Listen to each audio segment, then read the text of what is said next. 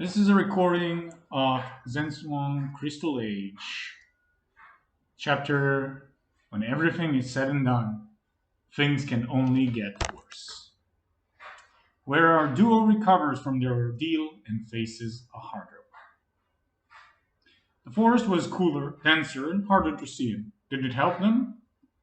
Was the giant shadow able to stand the Grand Baetylus, or was it merely focused on it? Given its size, Mika assumed it could likely feel it. Was bound to it somehow.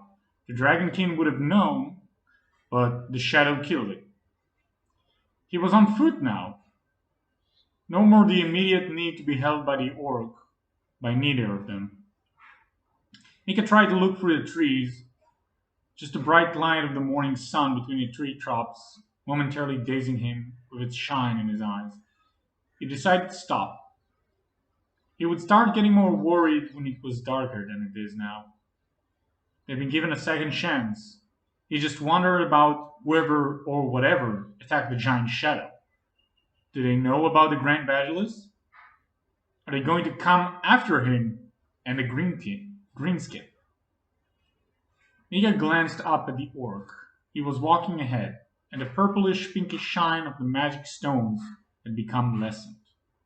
Mika gave a faint smile, hoping somewhere inside of him this means the shadow is farther away, given how brightly these things glowed when it was on them. However, Mika looked at the orc's still expression and frowned. Nuraka was willing to put them both at risk for these stones. I get why to some extent, but that's still fucked up. I hate orcs. At least this one is somewhat useful some of the time. Perhaps he'll make it all of the time soon enough. They'd scattered far enough into the forest and away from the main road that the sound of the panic crowd was gone. Hopefully the shadow's enemy couldn't find them either. While Mika would like the shadow enemy's help, hopefully in exchange for the crystals, if whatever it was taking down the shadow, what chance would he have to fairly trade with them? They would just take it. As for the crowd, he would not go so as far as to risk having two massive battles too long in a panicked crowd that's likely to turn into a mob to avert its anger somewhere. An orc and a halfling carrying some very valuable items would be the perfect target for some people who just lost their homes and all of their possessions. This means they'll have to rest it out in the forest today and try to sneak in tomorrow toward the next town. Should have gotten a map, but all roads lead somewhere, right? That's the best he had to go on. Mika sighed, knowing another night not in a bed was awaiting him. He glanced up at Nuraka. Why is that thing worth your life?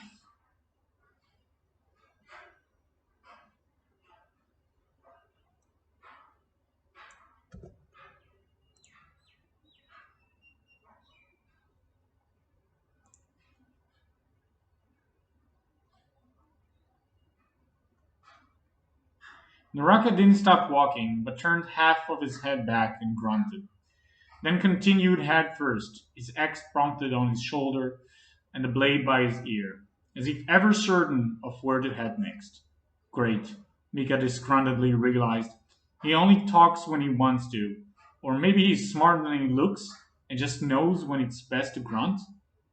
Mika shook his head. He was overthinking things. Late afternoon came, and fire was set.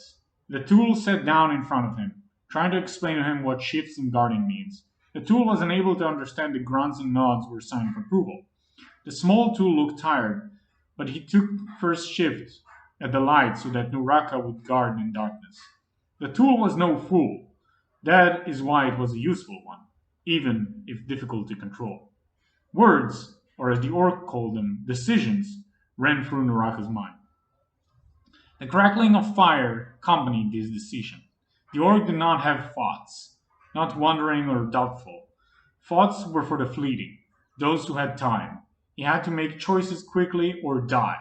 In fact, thoughts were so irrelevant to the orc, since decisions simply came to him, precise and direct, which the orc never doubted.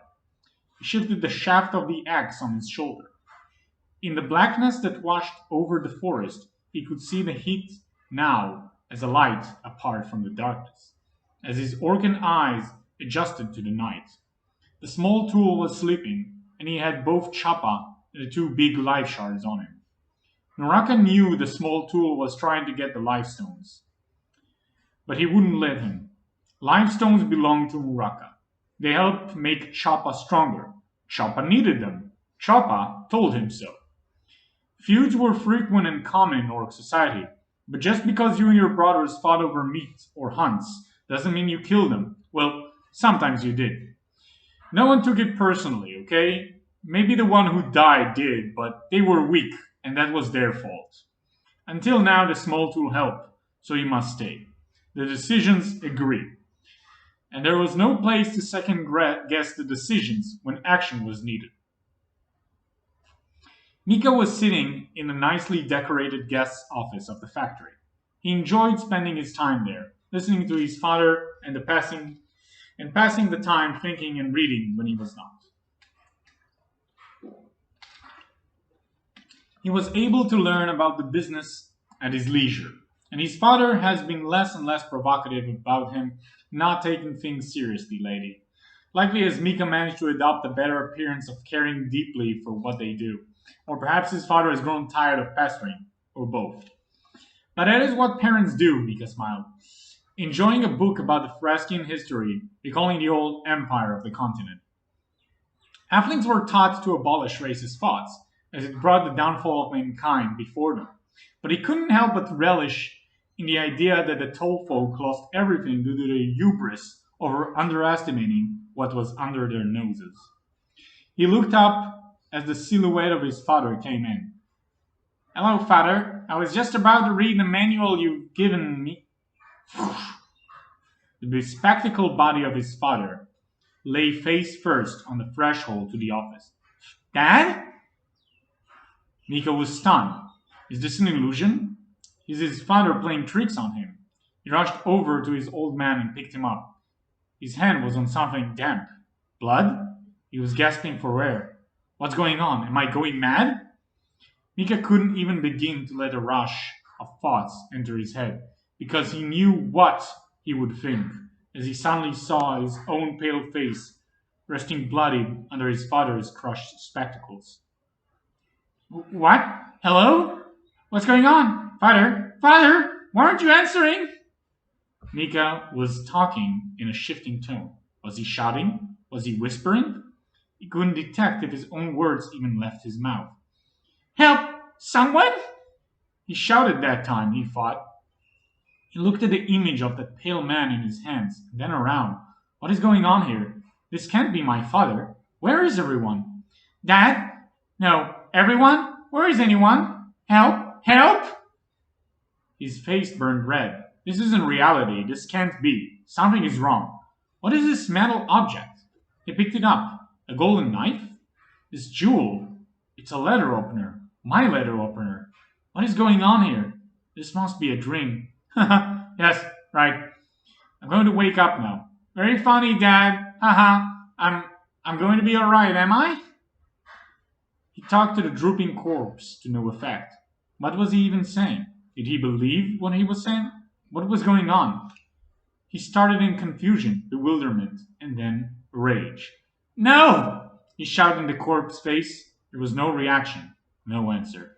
"You can't be dead! Come back!" He tried to hit his father's, or maybe his own, chest. He pounded on it with his fist. He cried. He couldn't see anymore. The tears were overflowing. "It's no good. I can't see anything. I can't do anything. What do I do? What do I do? Father, tell me, what do I do?" The world shook around Mika, vibrated, and came out of focus. Everything was fading away in a deep, low rumble. "Ah!" Mika shouted. The large green hand of the orc shook him awake. He blinked. It was still dark, and the silhouette of the orc was unmistakable. It was also obvious from this close he wasn't looking at him, but at the trees. Mika glanced over too. It was darkness. He grabbed his dagger. He wouldn't make the same mistake twice. It was the wrong kind of darkness.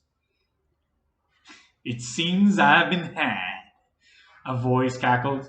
A tall and lanky figure, elf or human-like in form, strode forth, and it was easy to spot him even in the black of night, by the choice of the white robes with red and yellow pads across his shoulder. From the distance and dark, Mika couldn't make out his face. "What do you want?" Mika asked with more than a bit of agitation to his voice.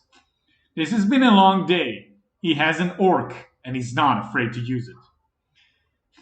The crystals on the orc's back will do nicely." The glee in the man's suddenly high-pitched voice made Mika sick. "When will this end?" "I've no idea what you're talking about," Mika snapped. "Go away." "So you want to do it the violent way? You guys did take down Gaido, but he was far from competent." The figure explained in that calm, persuasive voice a murderer would take before stabbing you to death. "Gaido?" Mika paused. "Was it that dragonkin?" "No matter, he had something to do with the attacks on us, and given he's trying to persuade us after filing an ambush, it means he's actually not sure he can take us in a straightforward fight. So it's time for me to get answers. Who are you? Why are you after the Grand Baetylus? What was that giant shadow? And how do you people keep finding us?" Mika thought he knew the answer to most of those. Dragon King was gathering valuables. They were after gold. That's always a good motivator. And he would also like to know who keeps hounding him for the last... Is it the third day by now? Were they after the price on his head?